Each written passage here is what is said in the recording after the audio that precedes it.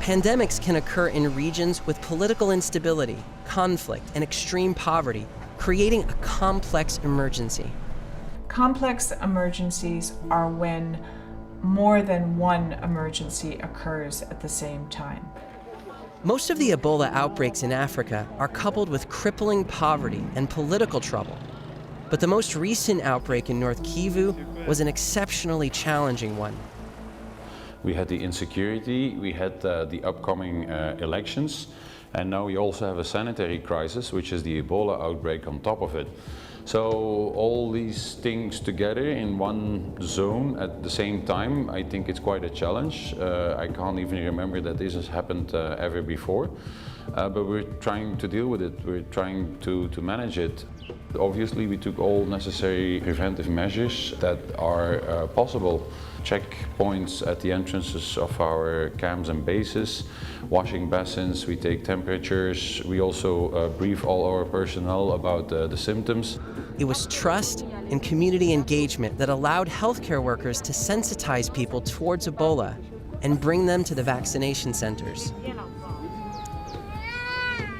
Today, very few Ebola cases remain, but COVID-19 has taken Ebola's place. Healthcare workers in this region find themselves in a difficult spot as political tensions have not eased and violence still reigns. La situation sécuritaire au Nord Kivu est restée instable. Il y a certaines régions, certaines zones de la province où les groupes armés continuent à sévir, si nous pouvons dire. Cela a un impact sur le travail des humanitaires. We're working still on Ebola vaccine trials on either side of the border between DRC and Rwanda. In addition to having to pause the trials during the initial lockdown, when it was slowly reintroduced, we had to reduce the number of participants, space them. Interviews were done more by phone or other ways than face-to-face. You have to change the way you're working when you have complex situations. Greetings, everyone, and thank you for joining us for this discussion on the nature of syndemics in complex emergencies. My name is Dan Irvin, and I am the Senior Director for Health and Nutrition for World Vision International.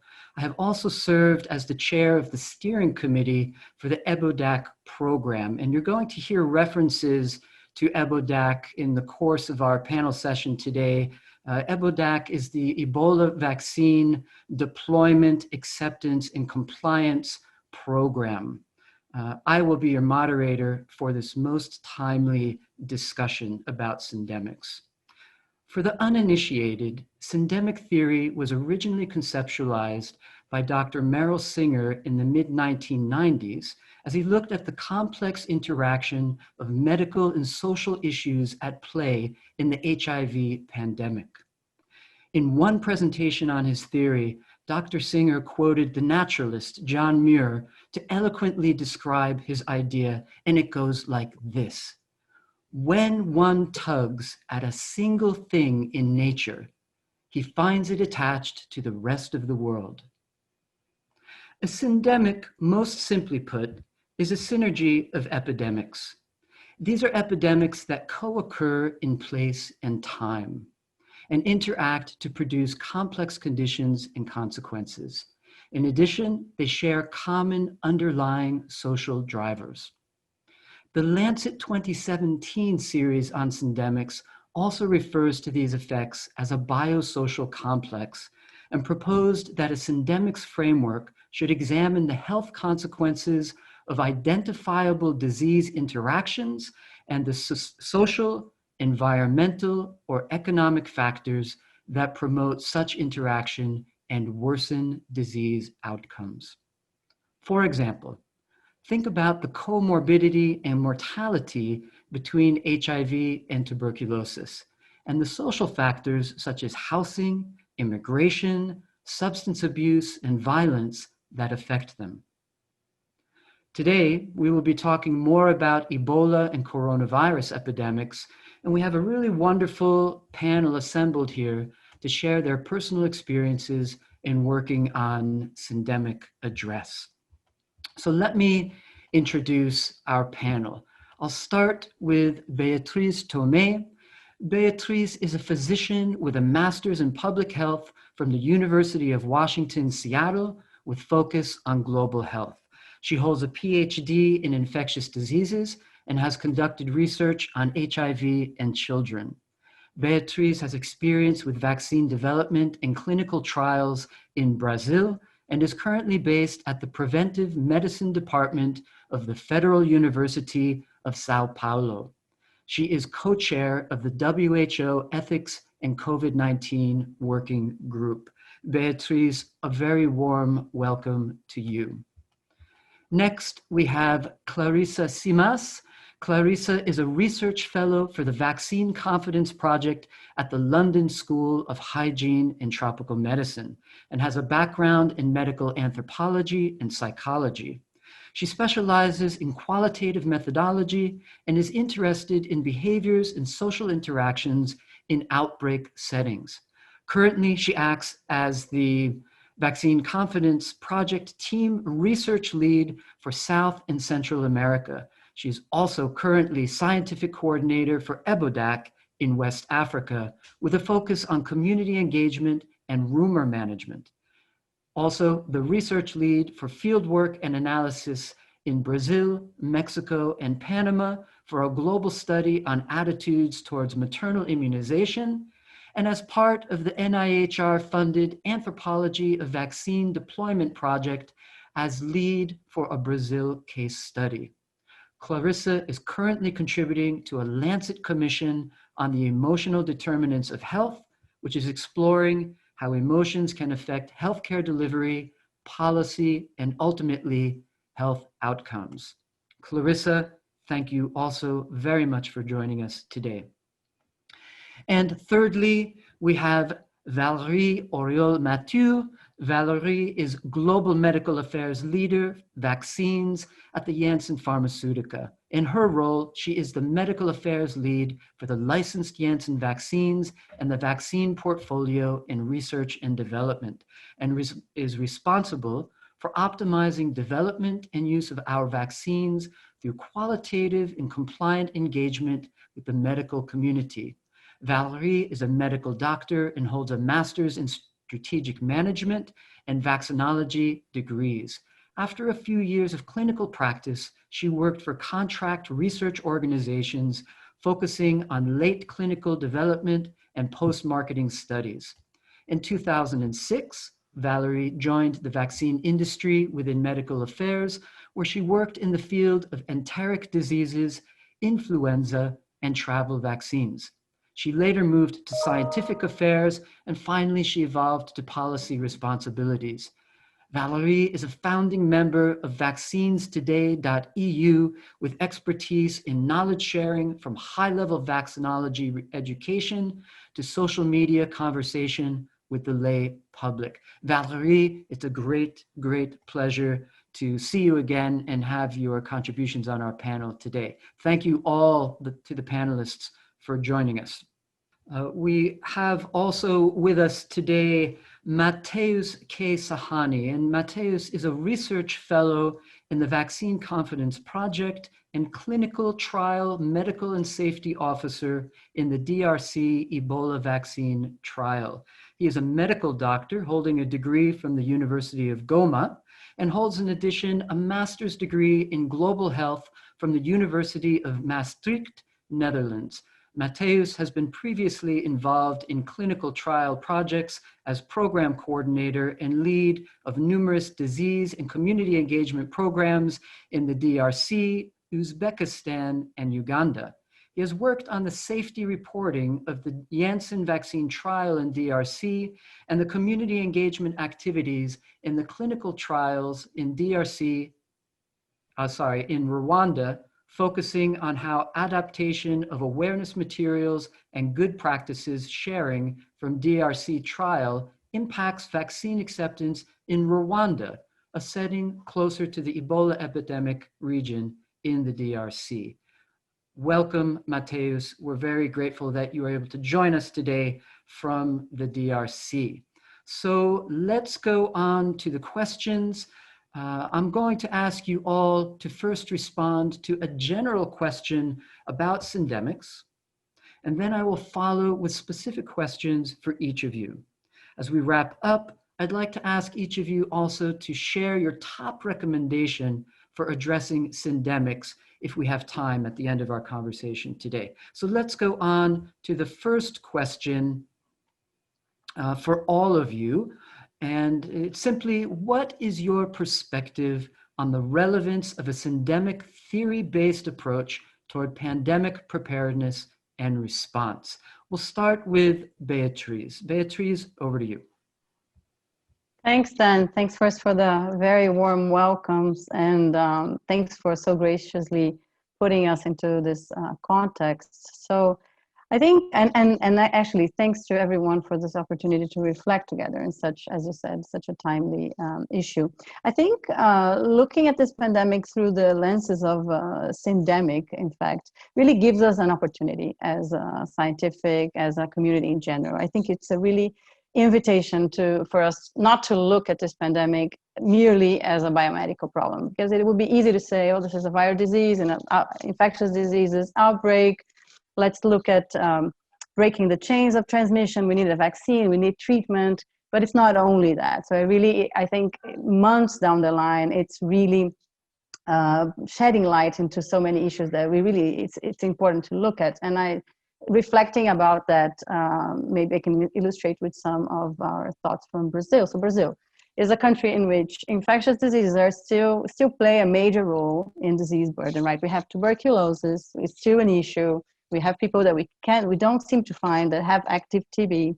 We have diseases that are transmitted by mosquitoes. We have dengue fever, yellow fever. So decades down the line, we haven't figured out simpler issues such as water sanitation, vector control. So we have that. So we still are a country that struggles with infectious diseases control. Added to that, we have a growing burden of disease due to non-communicable diseases. So we have obesity increasing. We have diabetes and all these comorbidities that we know now that we've soon enough learned played a major role in severity for COVID, an infectious disease, which was really difficult to grapple with at the beginning.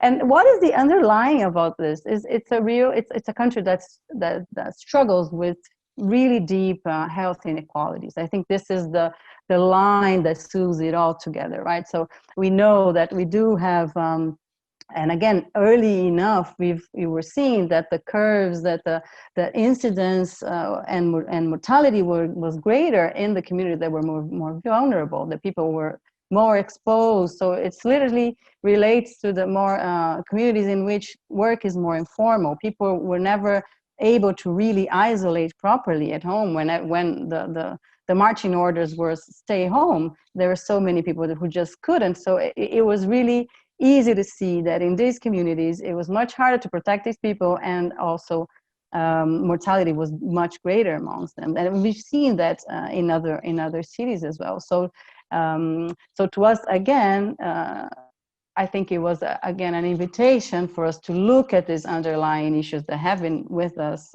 for forever, really. I think very quickly, this would be my first reflection on that. So it's helpful. We just need to do a good job working with all this together. No, that's a wonderful opening, Beatriz. You touched on so many foundational issues to the notion of syndemics already, I think. Mateus, over to you. What are your initial thoughts? Thank you very much for inviting me for this conference. It's a very important event.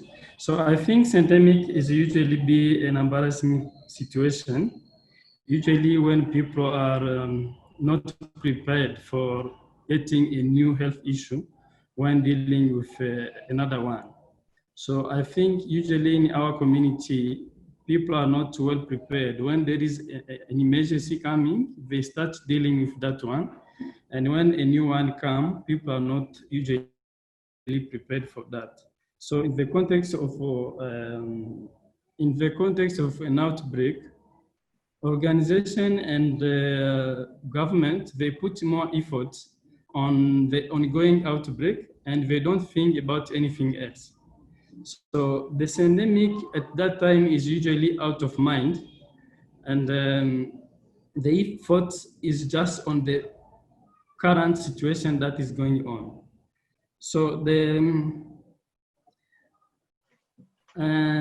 so to be more specific, if we take the example of the Ebola outbreak in DRC, it came at the time that people were not well prepared, and in the context of conflict, you know that there was a conflict in Congo, and at that time, people, even the population of the government and even other NGO were not prepared for that.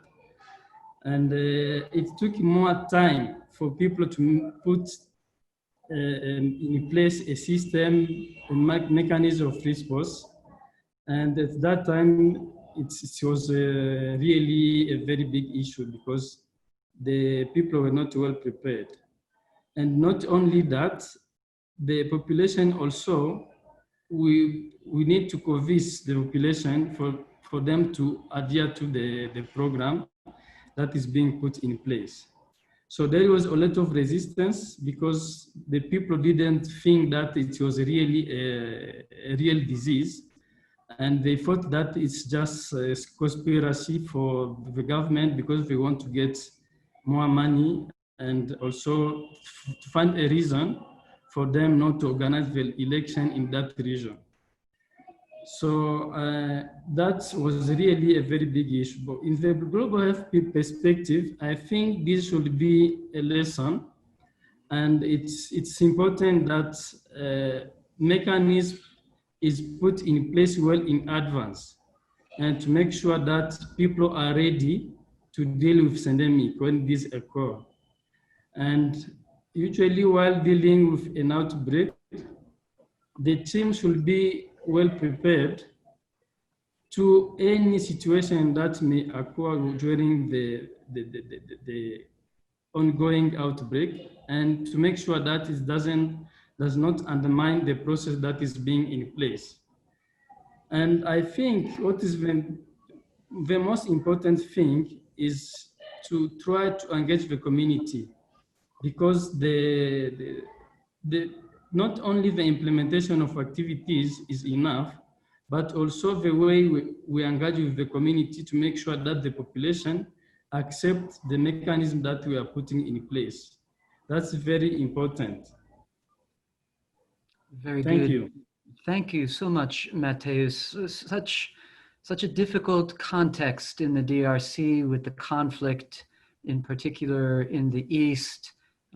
These are such compelling points. And the community engagement, of course, we've seen to be fundamental to an effective response to these issues. So thank you for that point. Valerie, over to you. What are your initial thoughts? So thank you very much, first of all, to the organizers for having invited me to this panel, and Dan for your nice introductions, and also other panelists for their thoughts.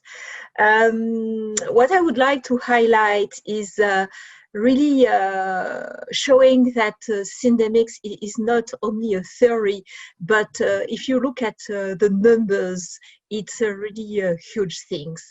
And I think this concept really fits very well with the Ebola epidemics.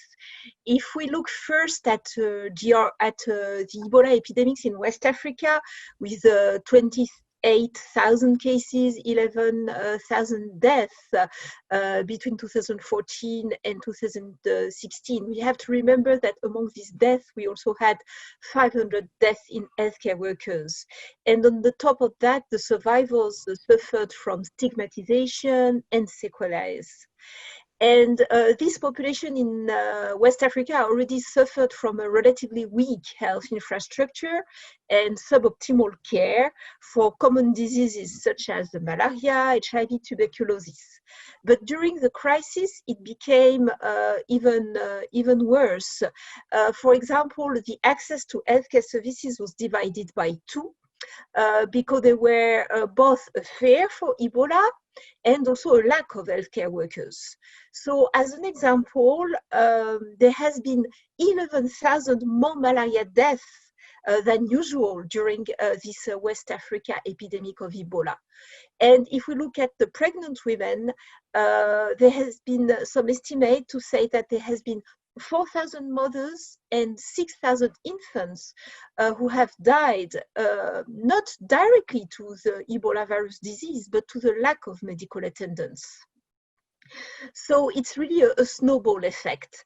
And the vaccination coverage also has fallen dramatically, and we see now more measles cases across Africa.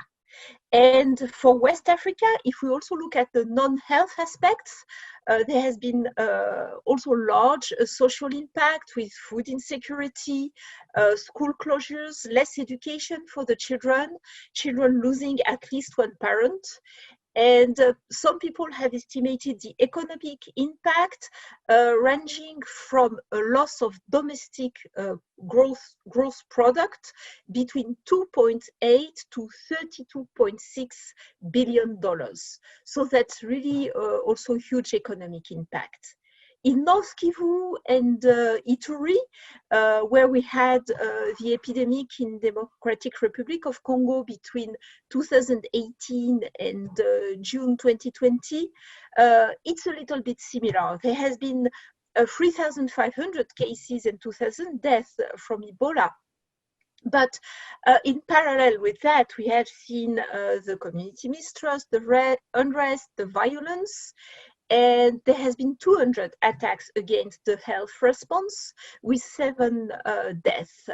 And in parallel, DRC had to struggle with one of the world's largest measles outbreaks that started already in 2019. So this also was in combination, putting even more pressure on people and more pressure on health structures.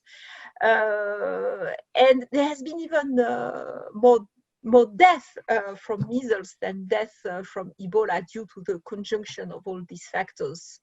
And later, towards the end of the Ebola epidemic, that was the COVID-19 epidemic, putting a layer of disruption. Overall, if you look at the numbers, it's something very concrete, the syndemics, not just a theory or a concept.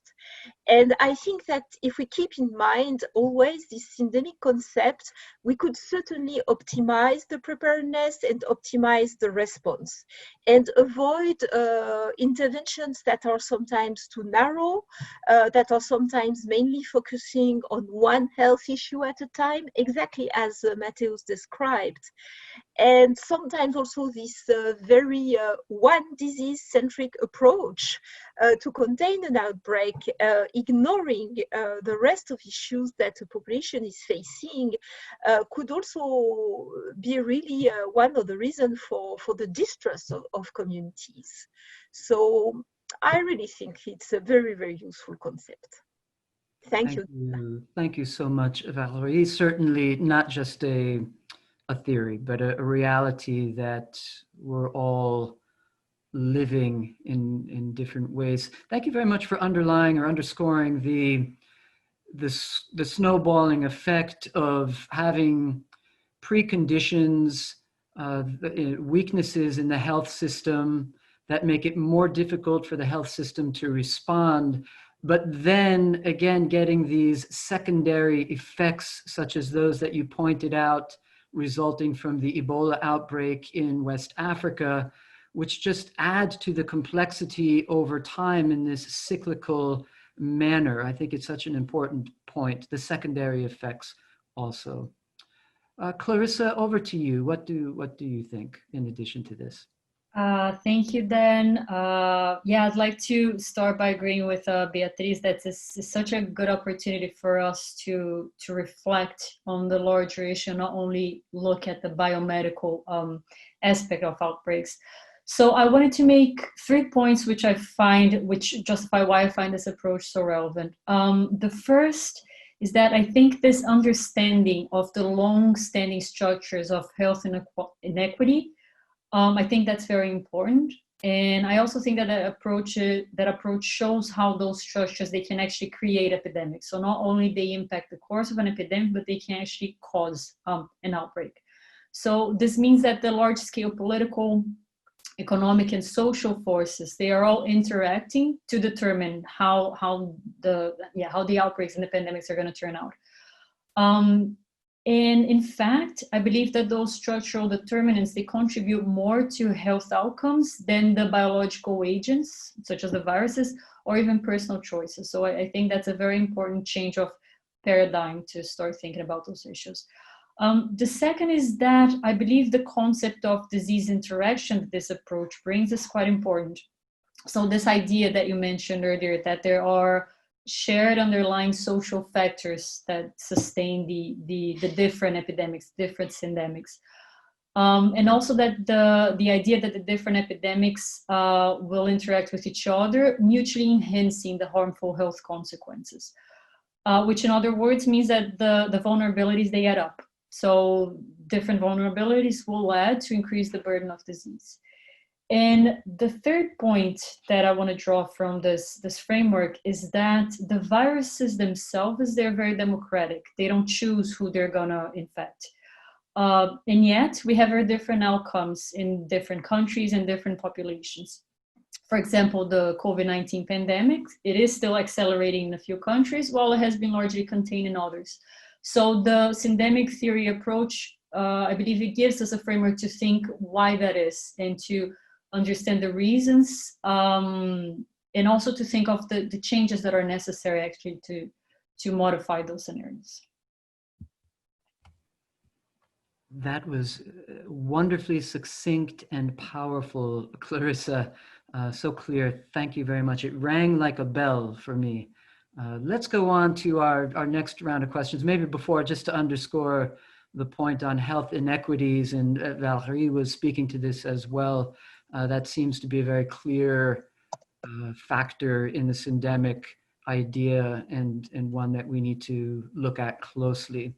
But Beatriz, moving on to the next round of questions, I'd like to ask you, could you please comment on how the COVID-19 response in Brazil specifically addresses or doesn't address its syndemic aspect? Thanks, Dan, for the question. It's a hard one, but let me give you my few cents. I think of course, there are strengths and weaknesses. And I think this pandemic really underscored worldwide and in Brazil as well was the importance of having resilient, robust health systems to get started, right?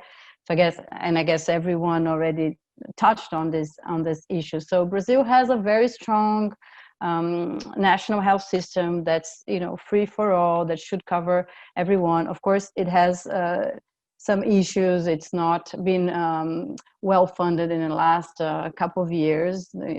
As there have been political changes in Brazil that really that are behind a chronic underfunding of the health system, and we've seen the consequences during this pandemic. But nevertheless, it is a strong health system that is very robust in terms of providing primary care, vaccination. So, as an example of how the system really managed to provide vaccination for influenza, because we do max vaccinations yearly during the winter. So remember that for us, winter was March, April. This is when we vaccinate. This is when the pandemic was really starting to hit Brazil, and nevertheless, we were able to really achieve the targets for the mass campaign vaccination. And this is really because due to this very strong health system that's very capillary, that relies on community health workers. So again, we do have an army of healthcare workers that have been able to provide primary care, so care to these other comorbidities that, of course, then played a very important role to how the pandemic itself hit Brazil. So this was a big strength of how we were able to respond. On the other hand, as I've just mentioned, we have been defunded, and we've seen that. So, and this is when inequalities in terms of outcomes were, again, soon enough evident. So people who are able to access private health plans were able to go to specific hospitals in which mortality is maybe half of the mortality from the hospitals in the public system. And let me say again, we still, like, our hospitals, public hospitals, cope for the large part with the numbers, in particular because we had a plateau of 1,000 deaths a day for maybe 3 months. So it was really heavy on the health workers, really heavy on the hospital systems, but still it was largely, we largely coped. But of course, this is, again, if we miss this opportunity to really see how important it is to fund universal health care, I guess we'll be missing a very important opportunity. And then I guess a final comment is that I guess, as similar to what we've seen in other countries, in Brazil, it was very political. The response was very political. So our president really didn't have an exact plan, and not to be. And again, I don't want to talk about politics, but we're talking about syndemics, so we need to talk about politics, because again, this is the underlying issue, we've seen that not having a clear guidance, not following evidence, which we gained week by week by not being able to do that, but just acting, with the political lens, really undermined the response. And again, the most hit were the already more vulnerable communities. And I think Mateus really said it really well. We really need to engage communities, and I think this was another weaknesses of our response. I guess decisions were made and made top down, instead of having more consultation, more again, having more voices heard throughout the response plan. Briefly, that would be my view. Thank you, Beatriz. So on the one hand, in Brazil, you have a robust health system with a strong outreach to the community level that's been advantageous historically in recent times for providing primary healthcare services. However, most recently, there's been some funding issue, defunding, that is starting to weaken the system perhaps a little bit, and this political element has made it a bit complex there. So all very important considerations to make. That's such an interesting context in Brazil. Thank you. Mateus, question for you then. How has the Ebola vaccine been accepted in your community in the DRC? And how has the COVID-19 crisis impacted the vaccine acceptance in that community? Please. Thank you again for the second question. So when the outbreak started in DRC, the Ebola outbreak, there has been a lot of tension and hesitancy from the population. And this was because of the local context, a very difficult context, a context of conflict. And at that time, people has a sort of mistrust towards the government, towards the local authorities. And they thought that the disease itself was not a real disease. It was like a conspiracy that the government want to do against them and find a reason to cancel the election in the region, and also a way to gain more money from donors. So that was the concept, that this was mechanism that was not implementing a clear community engagement program. So that's the lack of the strategy, a clear strategy to engage with the community, create that sort of mistrust. And it was like acting for people without involving them. And I think if you want to be successful in our program, it's really important to have a clear community engagement strategy so that people understand what you are bringing to them and what's the contents of your program. So the community engagement was not well defined at the beginning, and after when people start understanding that it was important to engage the local people, the population, so that the mechanism that they are putting in place can be accepted. So then they try to clearly define a community engagement strategy that was put in place by the clinical trial team and also EBODAC. And at that time, people started understanding that it was important that they could cooperate with the response team and also the clinical trial team for the vaccine. And from that, the vaccine was accepted by people and people started coming for vaccination. But usually, I think for experience, we found that people are concerned about few things, and it's important that for any program, you take this in consideration. The first thing is the safety. People are concerned about their safety. So it's important to make sure that you address any question that's related to the safety. Because if you want to bring your vaccine and people don't understand exactly if they have issues, if they have side effects, how this will be taken care of. So they want to make sure that if they have issue about safety, they have at least somewhere to go and have care. The second thing is to have a clear and the right information. So it's important that you have people on the ground who have the right knowledge and they can engage with the population, give them the right information that they need. The other thing is the listening, because people want to make sure that if they have any question, there are people on the ground who can listen to their question and they can address the issue. So these things, I think they are things that have been implemented by the trial team and EBODAC, and then to help the people to have trust with the people who are implementing the program. So that's why I think we got sufficient acceptance of the vaccine on the ground.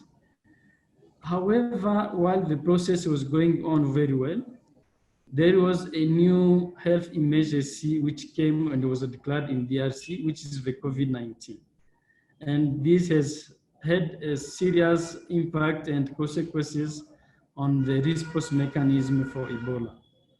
And among the consequence, the impact of the COVID, I can just quote some. It's not an exhaustive list, but the first thing is that the vaccination has been stopped for around 4 months. And at that time, there was no vaccination because the lockdown was declared in the country. This is one thing. The second thing, when the lockdown was over, it for vaccination is not becoming the factor that can disseminate or can spread the COVID-19. Also, it has created new rumors. A part of the rumor that existed before, it has created new rumors because the vaccine that was used is a 2 doses vaccine. You have to take the first dose and then the second dose after 2 months. Then people who could come for the second dose, they were thinking that the vaccine is not the real vaccine for Ebola. They want to give them the vaccine for COVID-19 without telling them. So this was a real big issue because people couldn't come. You plan for 20 people per day per site, but we found only 2 or 3 coming for vaccination because they are fearing no one tell them exactly if the vaccine that they want to get is really the second dose for Ebola. So I think that was the impact of COVID-19 on the Ebola vaccine in DRC. And also, I think by now, if you want really to implement activities against COVID, this is the time to start speaking to the population. Because if you bring the vaccine to tomorrow and people are not well prepared, we can have the same issue. So it's important because we are planning to vaccinate, but no one is speaking to the population now about the COVID-19 vaccine. Matthias, thank you very much. And first of all, it's now time to I would like to congratulate you on the work that you've done there with the Ebola vaccine and the success that you saw with it. The learnings that you're sharing around community engagement are particularly important. It's surprising at some level that response community engagement is not always prioritized in the fashion that you're describing, but hopefully with your experience and others' experience on this, we will continue to scale those practices up around the world when we are responding to emergencies like this. And clearly, it's so interesting to hear the complexity of having gone through your challenges with the Ebola situation only to find yourselves in the COVID situation and the magnified challenges with that. It's so interesting. Valerie, if you could tell us how the EBODAC project has addressed or tried to address Ebola vaccination, taking into account the syndemic aspects of Ebola as well. And I think your comments will follow very nicely and logically with what Matthias was just sharing with us. Yes, thank you, Dan. So first of all, I will very briefly summarize what is EBODAC. So as Dan said, the project acronym means Ebola Vaccine Deployment, Acceptance and Compliance. Actually, it consists of developing several strategies and tools to help with the acceptance and the uptake of new Ebola vaccines. And this project includes different partners and is supported by the European Commission through the Innovative Medicine Initiative. And it has supported some clinical trials of Ebola vaccines on one hand, but also the deployment of a licensed Ebola vaccine in Rwanda on the other hand. And it has combined several activities: communication, community engagement, and enabling technologies. I think that overall it embraces quite well the Syndemics concept. So first of all, EBODAC really acknowledged the extreme complexity of the situation and the fact that providing an Ebola vaccine to people, especially when you are in the context of outbreaks, cannot be something that you address only from the health angle. And really from the beginning, we really identified the necessity to engage with all stakeholders. Not only the people who receive the vaccine themselves, not only the health system, but also all the other stakeholders who have a say, who have an opinion, who have an influence. And another good thing in EBODAC was that it was a partnership with people having very different backgrounds. So we learned a lot from each other. We were having people from NGOs, from academia, from vaccine industry. So some people were having a lot of in-the-ground experience, others were having more theoretical experience.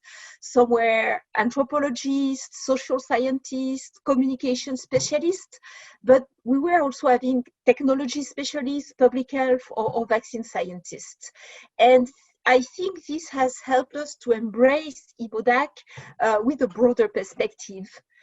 And we have really tried to combine the many different approaches and to be flexible to support Ebola vaccination. One part was this community engagement, and we had a lot of efforts in listening to the communities. And I think that what I say here really corresponds well to what we heard from Beatrice or from Matthias. And in EBODAC, we have tried to make a specific effort to listen to people, their concerns and their needs. And we have tried to liaise between the teams which were in charge of vaccination and also the communities. Another aspect were these technologies to facilitate the use of Ebola vaccine.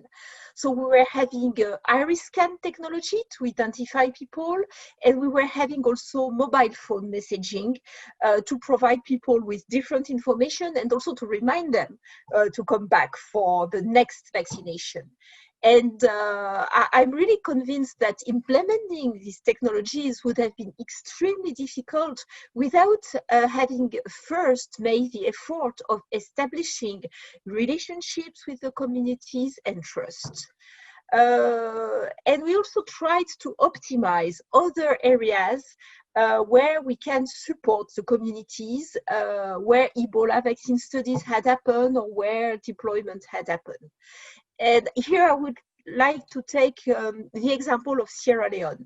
In Sierra Leone, we had a large clinical trial in Gambia, which is a remote area, very rural with a low level of employment. Here we hired a lot of local people and we trained them. And we hope that this will give them in the future the possibility to have new jobs because they acquired new skills, for example, in information technologies or in clinical trials. And I think part of the trust we gained from the community was also due to this hiring of local people. And we also tried to transfer tools developed during EBODAC to the countries themselves. So there is the educational tool for community health workers, which is based on mobile messaging, which is now available in countries. There is also the gap analysis tool, which is there to assess the country readiness in terms of communication and community engagement to deploy a vaccine, which is also available for countries. And also in Sierra Leone, we have been able to leave some identification material that they can use for other studies. So we tried to be extremely flexible to be able to adapt to the complexity of syndemics. It's what we tried to do, at least in EBODAC. Well, thank you, Valerie. Yeah, it's wonderful to have that overview of the EBODAC project and to hear how EBODAC really understood at the beginning the kinds of complexities we've been talking about in the response, and in particular the need for the community engagement and the establishment of trust. And that trust is so fundamental to this discussion, I think, on the community side, but clearly also the technologies that your team has developed to enable some of the community outreach and the interactions is very interesting to hear about as well. Thank you very much for that. Clarissa, over to you. The question I'd like to ask you is not so nationally level focused. It's lifting the discussion up a bit more to an international universal level. How can current global health responses and prioritization mechanisms be better adjusted to tackle syndemics, and in particularly in light of the now COVID-19 pandemic? I think that first, before we start thinking about the mechanisms, how they should be, we should think of how they are right now. So I believe that global responses to outbreak, they tend to be very reactive. So after an outbreak, there's an outpour of attention and funds and research. And as soon as that interest in outbreak fades, all of those research efforts and the previously very available funds stop as well. And I know that that has been true for the Ebola outbreak and also for the Zika outbreak in Brazil. And to me, this type of reactive and also selective response, it reinforces the existence of neglected diseases that although they impact the population, they do not gather the same sort of interest around it in investments. And I believe that in that sense, what Valerie said at the beginning, that there were more malaria and measles deaths during the Ebola outbreak, I think that's very telling of the circumstance.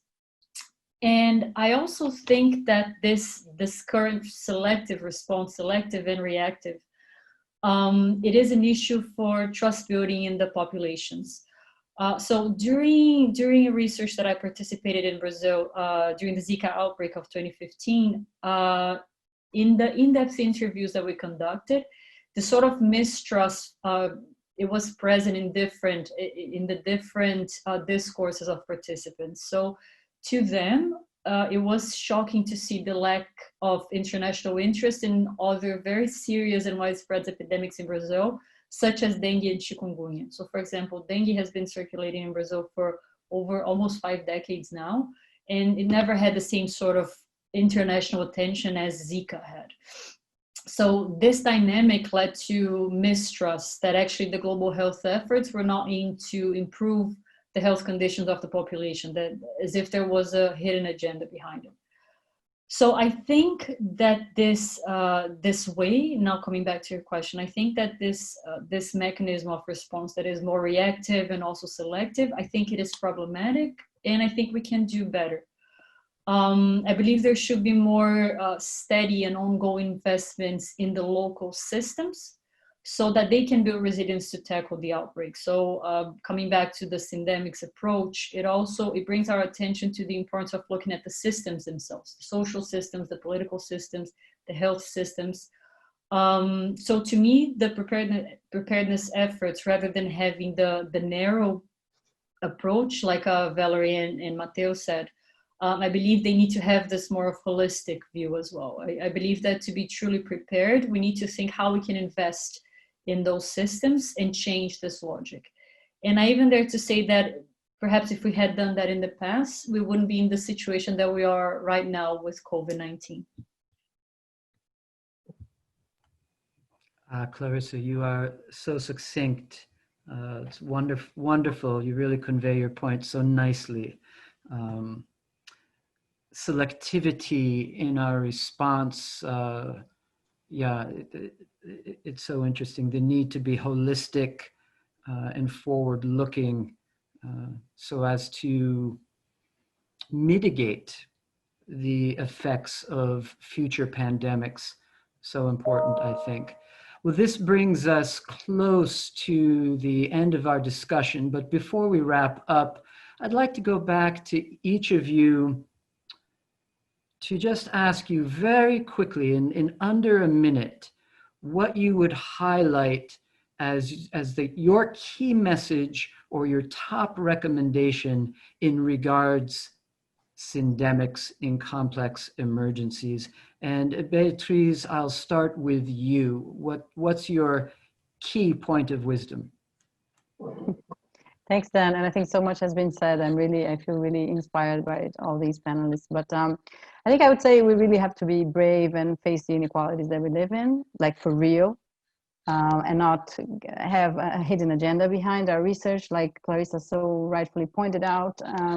We really need to face it and understand it as a global problem, and use the global word properly, I would say. Really think of us as a community, of a global society, and think about health as a global good. Excellent point. It's a global issue. It's not just a national or subnational issue. Mateus, what do you think? Yeah, so thank you. I think briefly, I want to say that we need to act well before the outbreak starts. And the time to act is now, not tomorrow. This is one thing. Second thing, if you need to get trust from the population, you have to do less politics and more action. And then it's very important that while we want to engage the community, we have to act well before so that people are well prepared for any action, for any issue, any health issue that it can occur. Thank you. Thank you, Mateus. You know, in the United States, there's an old saying that goes, an ounce of prevention is worth far more than a pound of cure. And I think that's what you're speaking to there. Thank you for that. Valerie? What do you think? Oh, I think we are really in difficult times because the epidemics are already there. We are facing emerging diseases, we are facing Ebola, but on the top of that, we are already in this major crisis of COVID-19. And we may also have the opportunities to bring some relief, for example, with vaccines, if we have vaccines in the future. And we may miss this opportunity to bring relief if we do not reshuffle the way we do things. So I think we are really in an era of challenges, of risks, but also maybe of opportunities to do things differently. But there is no one partner who can solve that. That's not academia alone, that's not NGOs alone, that's not vaccine industry alone that can help things working and things happening to bring some relief to the current big health problem that we face. So I deeply believe in partnerships to address complex problems. Thank you, Valerie. I was just going to underscore that notion of partnership, which we hadn't previously mentioned on the call, and people collaborating. You know, Dr. Tedros often in his addresses on the COVID-19 pandemic often speaks about solidarity. And I think it's such an important point also to address the issue that, as Beatriz pointed out, is global, in fact. And finally, Clarissa, I know you're going to give us something very poetic and short here. Actually, I don't know if I have a recommendation per se, but I do think the idea of preparedness, there needs to be we need to rethink what preparedness means. I think way before the COVID-19 pandemic, for years and years and years, we've been talked about how we should be prepared. And when the time came, I don't think we were. So I think we should have and I completely agree with Valerie. I don't think one single actor is going to come up with the answer, but I do think there needs to be a change of paradigm. And in that sense, the Syndemics approach is an interesting way to look, one that is more comprehensive rather than too focused on the biomedical. But anyways, that's already getting into the issue. I think the issue is that we need to rethink what preparedness means so that when the next pandemic or the next epidemic hits, we're actually prepared for it.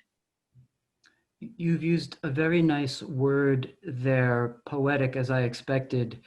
The word is paradigm. We need a paradigm shift for greater investment into preparedness rather than scrambling to clean up some of the messes that we make socially and politically and economically. I think this is Mateus's point as well. Well, you know, you've all highlighted such important and compelling points about health equity, health systems, community engagement that includes participation and really active and intentional listening to community members, the development of relationships with communities and building that critical trust with them so that we can work effectively with them in times of emergency. Also, the issues of social complexities that are economic, service related, that pertain to education and violence and conflict and other factors, the need to invest in preparedness, the importance of technology, and finally, perhaps not being reactive but proactive. And if it were up to me, I would vote for each of you to be the decision makers in our global health sphere and in our political and social spheres. I'd like to sincerely thank all of you for sharing your experience with us today and sharing your expertise on this syndemic paradigm and concept. Very well done. It's encouraging, very encouraging to know that you are also invested in working on syndemic care or holistic care in our situations. I'd like to thank also the EBODAC Consortium, who has made this discussion possible, including World Vision International, Janssen Pharmaceutica, the London School of Hygiene and Tropical Medicine, the Grameen Foundation, and also the Innovative Medicines Initiative. And I'd like to thank all of you who have taken the time to participate with us today. I encourage you to participate also in the virtual EBODAC Colloquium on the 20th and 21st of this month, and to bring your questions to the live panel discussion that will be held on the 21st. So thank you all very much. I wish you all to be safe in these somewhat troubling times and extraordinary times that we're in. Take care of yourselves and be well. Thank you.